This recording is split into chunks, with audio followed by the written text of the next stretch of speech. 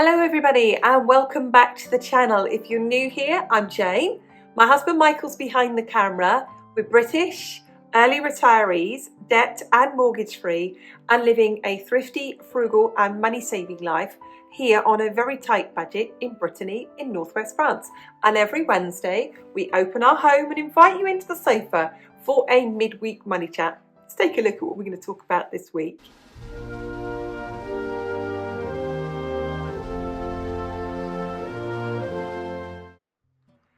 So first of all, let me start off by saying welcome to Save-Tember. Every Wednesday this month, we're going to look at practical and applicable and simple to do, if you choose, ways of saving money. Now, it really might feel at the moment, mightn't it? Like there are things that are so big that we can't control them. Rising rents, inflation, recession, wages that are not going up, all of those things.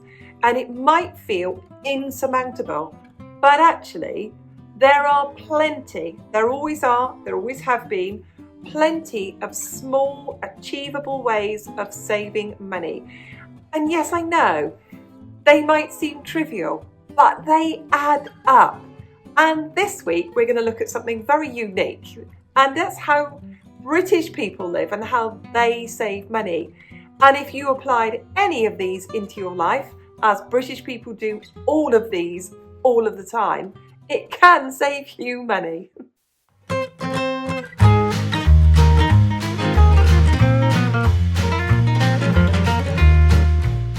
Let's start with bath night. The British bathroom is not a luxurious space. You'd be lucky if you could get two adults standing in it at the same time. In fact, I've had many bathrooms where both of us couldn't stand in it at the same time.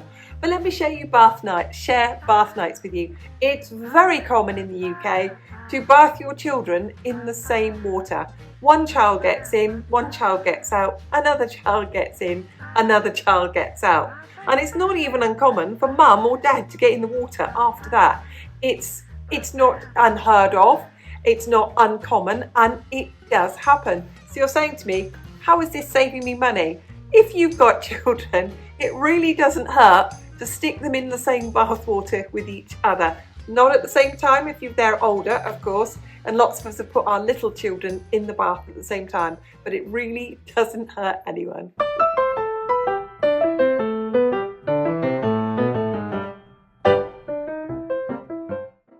The next one also applies to British children. It's very common, even now, for British children to have hand-me-downs. So big brother gets the new school uniform, little brother wears big brother's uniform when big brother's grown out of it. Quite normal.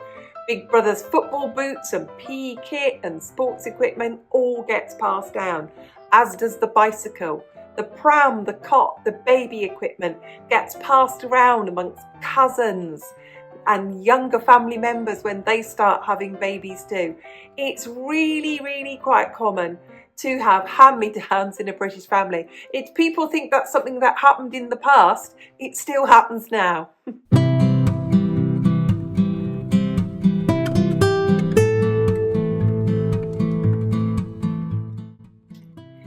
Now, the UK, like many countries, has big cities and small towns and small villages and everything in between.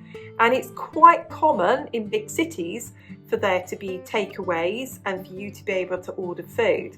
But it might be something that's done predominantly by younger people and by students. It really isn't something that is done in the main by lots and lots of families. So my point is this: to live like a British person and save money, most British people eat at home. They cook at home and they eat at home. It's very normal for the majority of the population to put a home cooked meal on the table and everyone to sit down and eat it together every single night of the week. Gone are the days that mum's at home cooking it. It might be dad gets in first and he gets the dinner on the table, or mum does it first, or they both do it together. But it's really quite normal for people to cook and eat at home every day.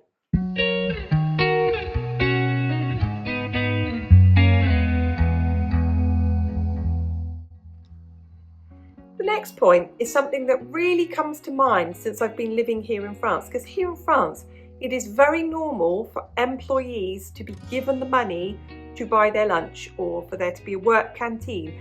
Big factories and workplaces have works canteens where lunch is provided, and a lunch break is also provided. And if they don't have that facility, they will be given literally a lunch voucher which they can add to if they wish, and they go off and find a cheap workers eatery, a workers cafe, that type of thing, to go and eat at lunchtime. The Brits don't do that. They really don't do that.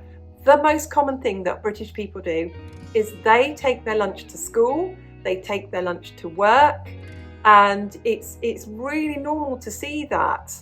It's really normal in a workplace for there to be a staff room and staff are eating on their break.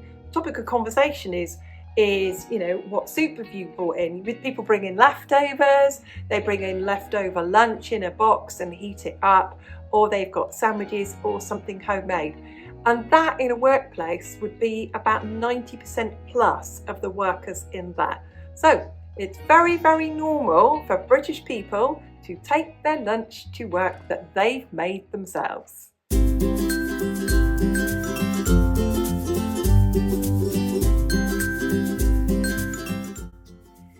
The next thing that British people do that saves loads of money is they're home bakers.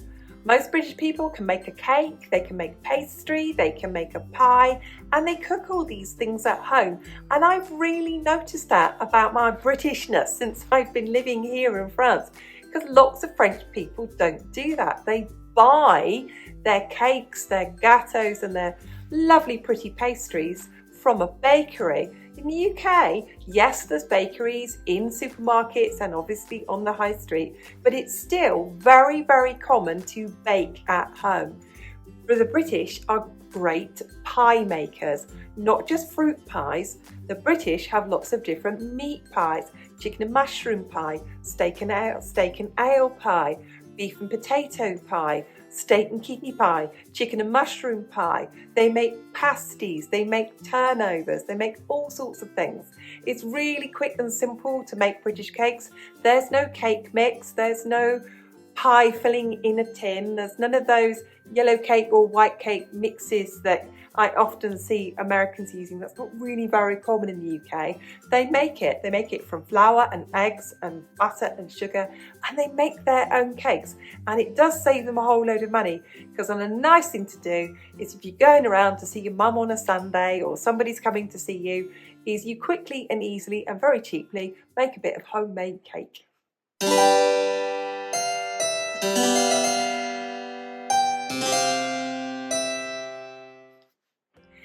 The next part is very, very, very British, and that is that anything can go in a sandwich. And don't you be thinking of sandwiches like something that you get from a deli or something that Joey Tribbiani would eat in Friends. Remember that? It was like meat, meat, meat, meat, meat, meat, meat, meat, meat, meat, meat, meat. It was like there was enough meat, I saw, in an American sandwich to feed a British family. Loads of it. We have a slice of ham, one little bit, maybe split between two sandwiches even. But let me explain this to you. Anything can go in a sandwich. We put something to eat in a sandwich in a bread roll about that big. And it has different names all over the UK, from a bread roll to a bap to a cob to a split. They're called different names. And British people, if you're watching this now, please leave a comment below to tell me what a bread roll is called where you live in your part of the country. A meal can go in a bread roll. A meal can go in a sandwich here. And you'll be thinking to yourself, well, how does this save money? It's the attitude that we have as British people to the end of the week, to the end of the month, to stretching out the budget, to filling people up, to giving people a quick lunch, to giving people a quick and cheap evening meal, for example. And a classic example of this is the chip butty. Now, a chip is what you call a French fry, but our chips are substantial. They've been made from great big chunks of potato that we've fried ourselves, usually in a chip pan, although people have air fryers these days. And we've put that in a big bread roll with butter as well, and usually brown sauce or ketchup or salad cream or mayonnaise. Or you might even put a fried egg in there as well if you're feeling extravagant. A whole cooked breakfast of 2 slices of bacon and a fried egg can go into a bread roll. So it encapsulates that kind of British attitude of sometimes you just need food to pop in your belly, stop you from feeling hungry, to get yourself through the working day. And we really do have the philosophy, because I've eaten in my lifetime as a young person curry sandwiches, spaghetti bolognese sandwiches, I've eaten Sunday roast in a sandwich, I've eaten leftover sandwiches. Anything can go in a sandwich.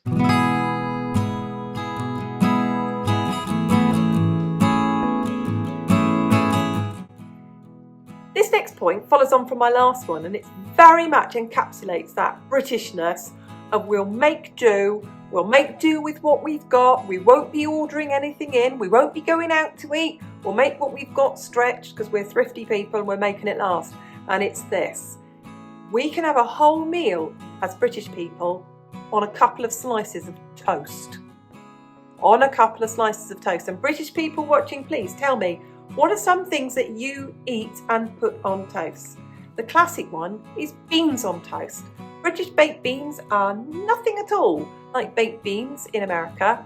They are beans in a tomato sauce. They're absolutely lovely. We have beans on toast. If we're feeling rich, we might have some grated cheese on top and stick them back under the grill. But we have things on toast. Fish on toast, sardines on toast, tuna and cheese mixed up as a tuna melt on toast. Anything can go on toast. Absolutely anything. Tell me, British people watching, what is something that you have as a meal and you put it on toast? Mike and I, in the 26 years we've been together, we can say at least once a week we will have, whether it's a lunch, at some stage of the week, we will have a meal on toast.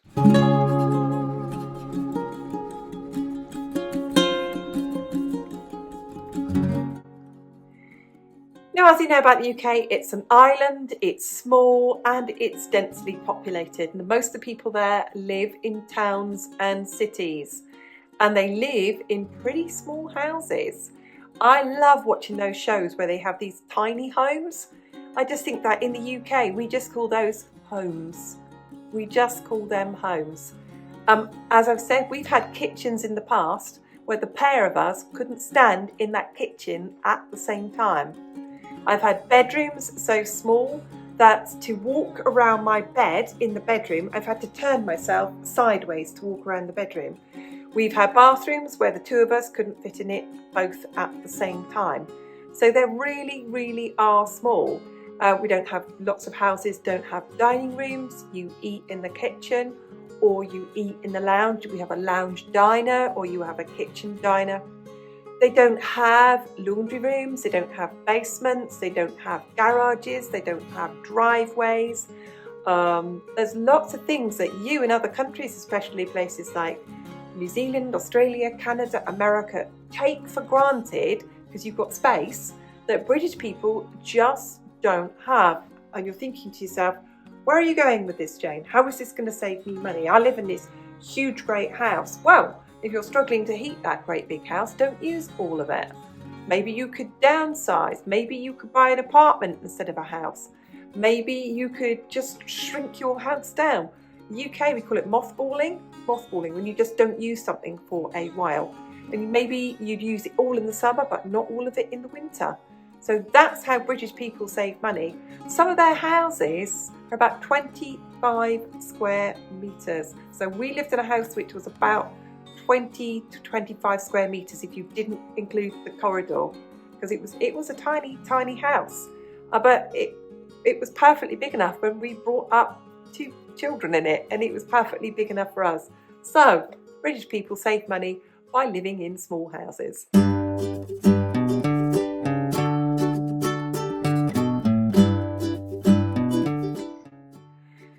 If I took you to a British city on a windy day in the winter, and I looked across all the little back gardens, which are no bigger than the size of a space to park a car, you would see washing hanging outside.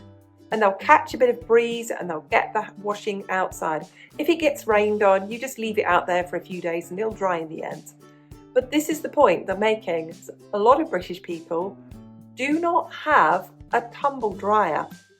And that's because their small houses mean that there is just the room in the kitchen to plumb in a washing machine, but there isn't any space or anywhere to put a tumble dryer.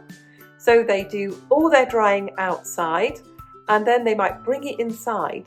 And there are just as many ways of describing a drying piece of apparatus in the UK. We have a Sheila maid, we've had a clothes horse, a clothes stand, I've heard them called clothes maidens, and all sorts of names. If you are watching this in the UK, what do you call the pull-out stand that usually folds up concertinas and you put away for drying your clothes on?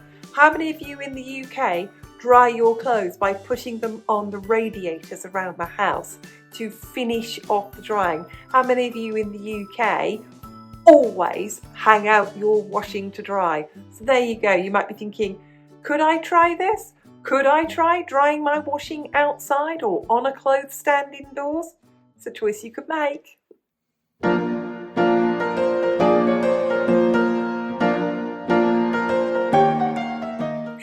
And another part of having a small house and only having somewhere to put a washing machine is it's quite normal for lots of British houses to not have a dishwasher. Especially if they live in a small house, there isn't anywhere to put one. We've lived in houses where we've had no dishwasher and there's been nowhere to put one, even if we wanted one. So what British people do to wash up is they have a washing up bowl in the sink. They do not leave that hot tap running to wash their dishes. Woe betide anybody go into a British house and leave a hot tap running. Somebody will tell you, turn that tap off. You're wasting money there running that hot tap. So they'll have a bowl of hot soapy water, and they start off with the cleanest things, the glasses, then the cutlery, then the plates, and finally the saucepan. And that is how they wash up. No dishwasher, no running it under the hot tap. They use a washing up bowl. And then after it's all done, they change the water and then they rinse it, often using that water to throw it out of the back door to water a bit of grass or a few plants outside. So there you go. Some other way that you can do it, if you choose. You don't need to be using that dishwasher all the time.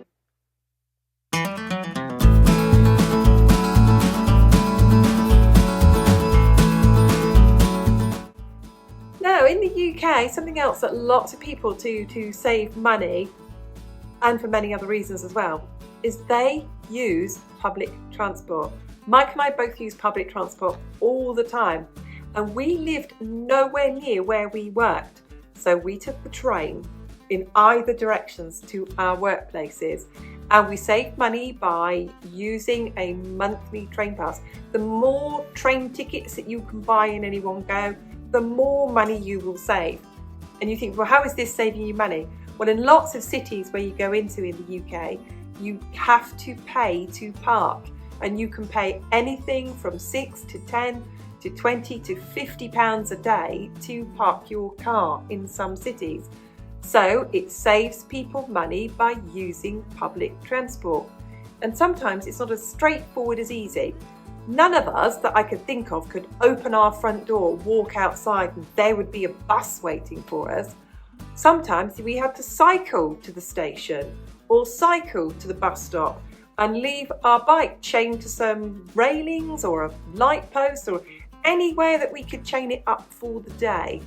Other times we've driven some of the way and then taken public transport.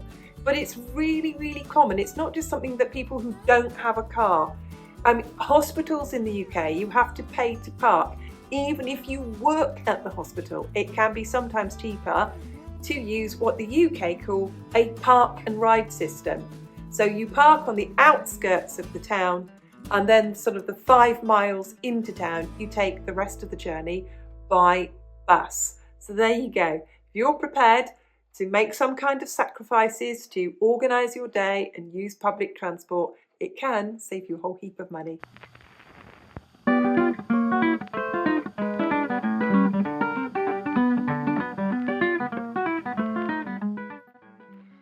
Something else that's very common in the UK is lift sharing. It's really normal to see somebody standing at the side of the road with, I don't know, briefcase under their arm, or with their workers' hard hat on and their hi-fi on and their maybe tools that they're carrying with them, waiting for the boss to come round and pick them up in a van and get them somewhere. Really quite normal. Really quite normal in workplaces to have either a physical notice board or a digital notice board, or to have somebody in the workplace who organises some kind of lift sharing.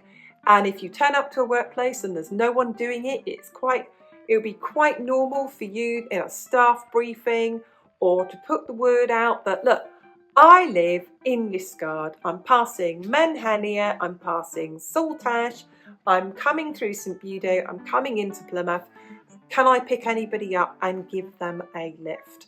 It might be that you drive to someone's house, you leave your car there, they drive you the rest of the way. Fuel has always been really, really expensive, and it's always been the case that running a car is so expensive. So lift sharing has been really, really quite normal. And I know people say that doesn't happen here. Why not you be the person who starts it in your workplace?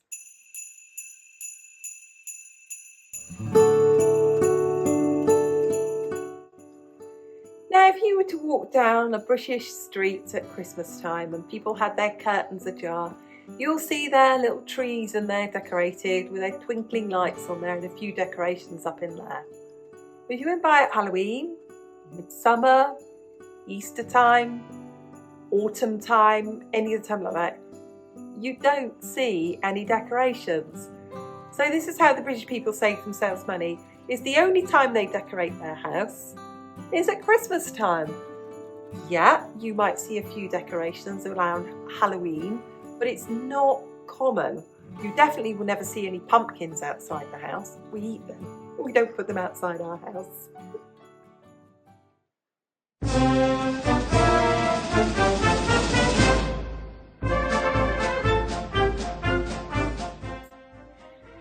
The next thing that British people do, and it's lovely and I love it to this day, is that they take food with them and they have picnics.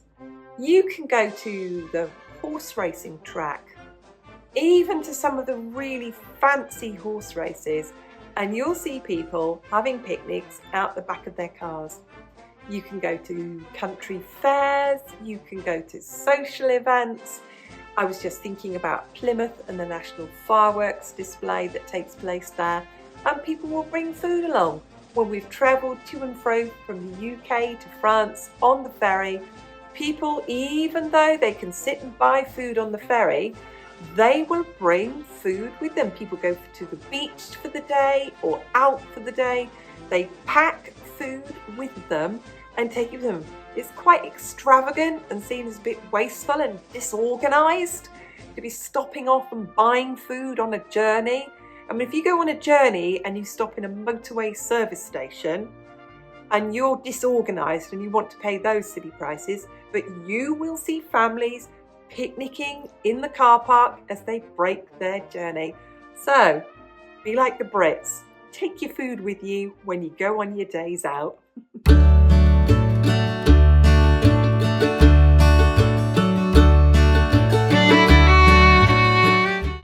My final point is that British people save themselves so much money because they do it themselves. They clean their own windows. They jet wash their own car parking space outside if they have one. If they have a driveway, they sweep it and jet wash it themselves. If they have a garden, they cut their own grass. They clean their own car. You can see them there on a Sunday, vacuuming out and cleaning their own cars with a bucket of hot soapy water, washing their cars down and then buffing their cars to a lovely shine. They do it themselves. I know people say things, they talk about, Americans talk about yard work.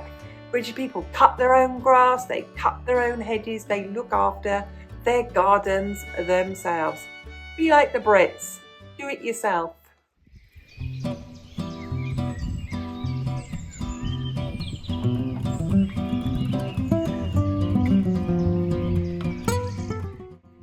So in these extraordinary and difficult times, I wanted to start September with a quick light look at something, and I hope that you enjoyed that this week. And always remember, you do you. I don't suggest anyone else does what we do. If you enjoyed the video today, go on, hit that like button. We want to say thank you to all the subscribers, old and new. And thank you to everyone who leaves a comment, and we read every one of them. Just leaves me to say, on behalf of Mike and myself, thanks for watching. We'll see you again soon. Bye!